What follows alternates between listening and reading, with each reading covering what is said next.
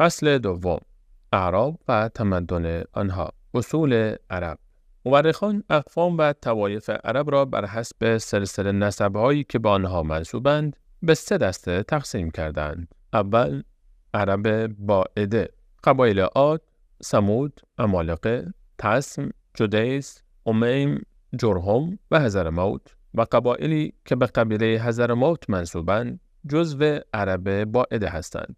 این قبایل قبل از اسلام از بین رفتند و در زمان خود پادشاهانی داشتند که قلمرو فرمانروایی آنها تا شام و مصر امتداد داشته است. دوم، عرب عاربه، عرب‌هایی هستند که از خاندان یعرب ابن یشجب ابن قحطان می باشند و عرب قحطانیه نامیده می شوند و به عرب جنوب معروفند و پادشاهان یمن و معین و سبع و حمیر از آنها هستند. سوم، عرب عدنانی و